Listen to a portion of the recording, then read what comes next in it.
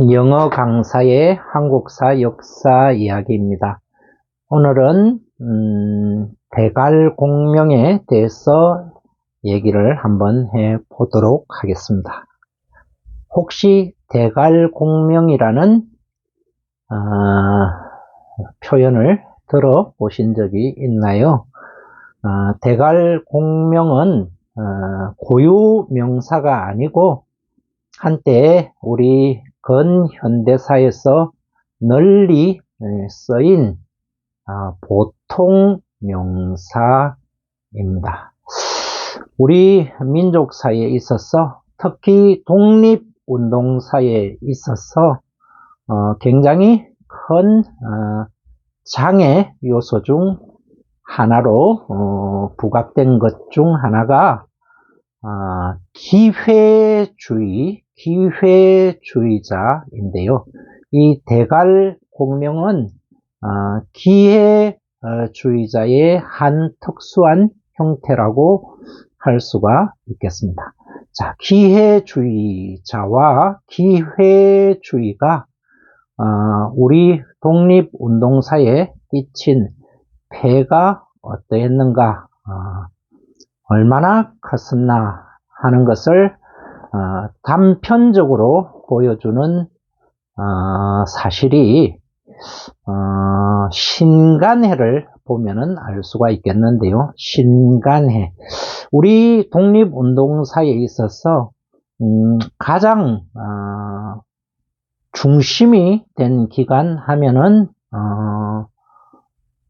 임시정부를 들 수가 있겠지만, 그러나 임시정부는 일제치하 나라를 빼앗긴 상황에서 해외에서 조직이 되다 보니까, 그리고 상해라는 그 지역, 물론 이후에 이제 장정기를 거쳐서 중원 대륙 곳곳을 옮겨 다녔고, 이후에는 중경에 안착을 하긴 했지만, 애시당초 임시정부가 자리 잡은 상해나 중경이나 이런 지역이 우리 교포들이 대거 이주해서 살던 지역은 아니었습니다.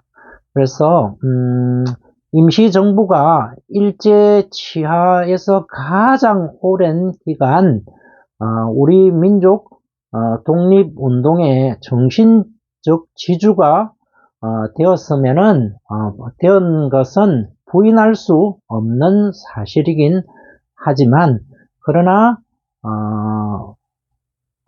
망명정부다 보니까 여러 가지 제한이 많이 있었습니다. 그런데 신간해 같은 경우에는 1920년대 중후반에 조직이 되어서 한 3, 4년간 우리 민족의 독립운동을 이끌던 단체입니다. 임시정부와 비교를 하면은 그 기간은 비교할 수 없을 정도로 짧은 기간이긴 하지만, 첫째로 신간에는 비밀 결사가 아니었습니다. 일본 통치하에서 조선 총독부의 허가를 받은 합법적인 단체로 출발을 했죠. 그거는 1919년 3.1 독립운동 이후에 조선 총독부가 우리 민족을 통치하는 방식을 무단 통치에서 문화 통치로 전환한 것과 어느 정도는 연관성이 있다고 할 수가 있겠습니다. 그래서 신간에는 조선 총독부의 허가를 받은 합법적인 단체였고요.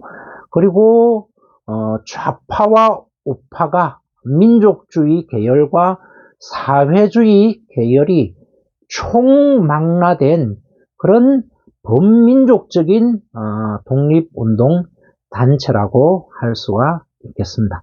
그래서 통계에 따라서는 다소 차이는 있겠지만 대체적으로 신간회에 가입된 회원 수는 5만 명 전후로 추정을 하는데요. 우리가 경술국치에서 나라를 빼앗겨서 1945년 8월 15일 해방이 될 때까지 국내외를 막론하고 가장 많은 사람들이 참여한 독립운동단체가 바로 신간회가라고 할 수가 있겠습니다. 혹자는 해방 직전에 여운형이가 조직했다는 비밀결사 건국동맹이 회원수가 7만 명, 말도 안 되는 이야기고요. 임시정부나 아니면 강복군 수나 그리고 좌파 계열의 조선 어용군이나 그 어떠한 단체와 비교해도 압도적으로 많은 사람들이 참여를 했고, 그리고 국내에 있었던 거의 모든 종교를 막론하고 그 다음에 사상을 막론한 우리 독립운동가들이 거의 총망라되다시피 했던 그런 단체가 신간회라고 할 수가 있겠습니다. 자, 그런데 신간회의 주요 강령이 3가지가 있었는데요. 그 3가지 중 하나가 바로 뭐냐면 바로 이 기회주의의 배격이라는 것입니다. 신간의 3대 강령의 하나가 기회주의의 배격이었다 라는 걸 통해서 우리 독립운동사에 이 기회주의가 얼마나 만연되어 있었고, 우리 독립운동가들이 단합을 하는데 얼마나 큰 장애 요소로 작용을 했느냐 하는 것을 알 수가 있겠습니다. 우리가 신간회에 대해서 자세한 사항들은 차후에 또 다룰 기회가 있을 것입니다. 자, 그러면은 대갈공명이라는 것은 도대체 무엇이냐?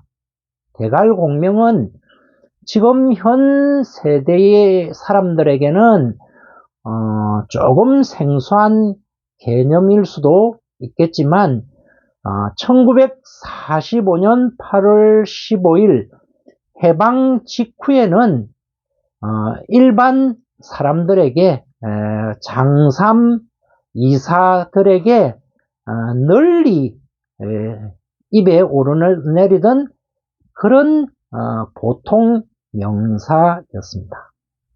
대갈공명. 대갈공명은요, 해방 직전에 일제치하 말기에 친일로 변절했다가 해방이 되면서 소위 말하는 당시에 빨갱이로 전향을 했다기보단 돌변한 친일파에서 해방이 되니까 빨갱이로 돌변한 사람들을 세간에 비꼬아서 부르는 명칭이 바로 대갈공명이었습니다. 자, 지금은 생소하지만 그 시절의 대갈공명이라는 말이 널리 사용되었다는 말은 그만큼 일제치하 말기에 친일파였다가 갑자기 좌파로 돌변한 사람이 그만큼 많았기 때문에 대갈공명이라는 그런 신조어까지 생길 정도로 그런 부류의 사람들이 많았다는 것을 한 단면으로 알 수가 있겠지요. 자, 그렇다면은 일제 치하 초반, 중반 나름 독립운동에 헌신을 하다가 말기에 변절을 하고 지조를 꺾었던 그런 사람들도 있었겠지만 일제치하의 시종일관 친일파 생활을 하다가 좌파로 돌변한 사람들도 상당히 있었을 것으로 보이는데, 자, 그러면은 어찌하여 일제치하에서 친일파 생활을 하던 사람이 해방 직후에 좌파로 돌변하게 되었을까요? 자, 그것은 우리가 건국준비위원회를 조직했던 여운형의 경우를 보면은 그 사실을 쉽게 이해를 할 수가 있는데요.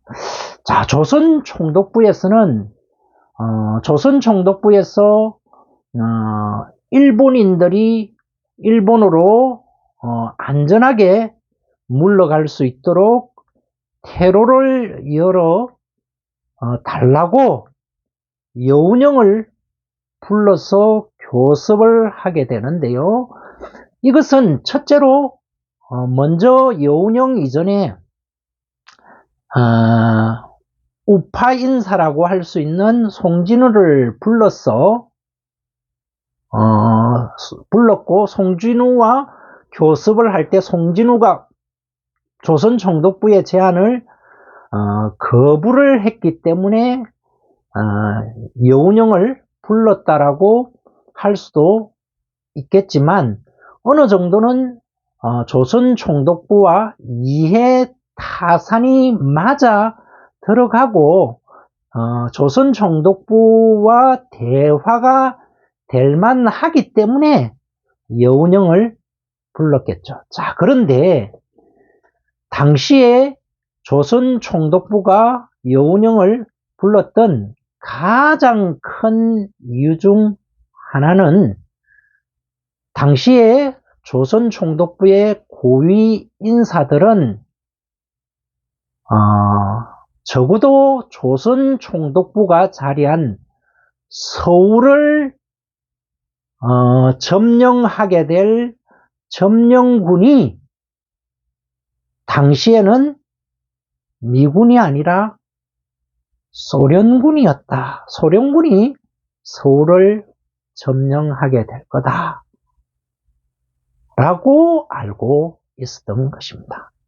자, 그리고 조선총독부뿐만이 아니고 이 땅에 살았던 많은 조선총독부와 빌붙어 지냈던 친일파 인사들 역시도 서울을 점령하게 되는 점령군은 미군이 아니라 소련군이 점령을 할 것이다.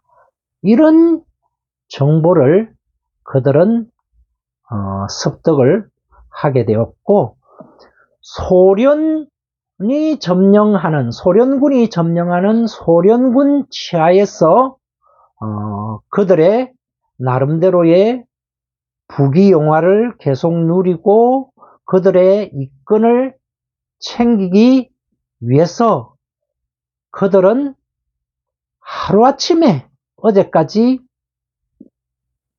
친일파로 살아가다가 오늘 갑자기 소위 말하는 빨갱이 좌파로 돌변하게 되었고, 그러한 기회주의자들을 당시에 비꼬아서 대갈공명이라 세상 사람들은 그들을 비난을 하고, 그런 상황들이 근래에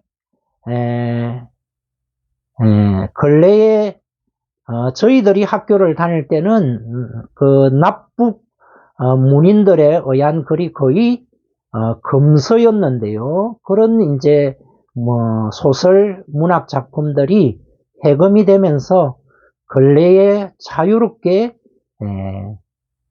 습득할 수 있는 그런 많은 소설이라든지 당시의 시대상을 반영한 럭보 글 속에 수도 없이 등장하는 것이 바로 그 시대를 풍미했던 대갈 공명이었습니다. 자, 그런데 친일파에서 빨갱이로 전환한 대갈 공명으로 해방 전국을 종횡무진한 기회주의자들의 활동은 거기에 한정되지 않고요. 또 다른 기회주의자들이 해방 이후에 득세를 하고 어느 날까지도 철면피와 같이 살아가는 기회주의자들이 있는데요. 해방 이후 대갈 공명과 그 본질은 같으면서 다른 양상, 정반대의 양상으로 부각되는 또 다른 기회주의자에 대해서는 다음 시간에 계속해서 이야기를 해보도록 하겠습니다.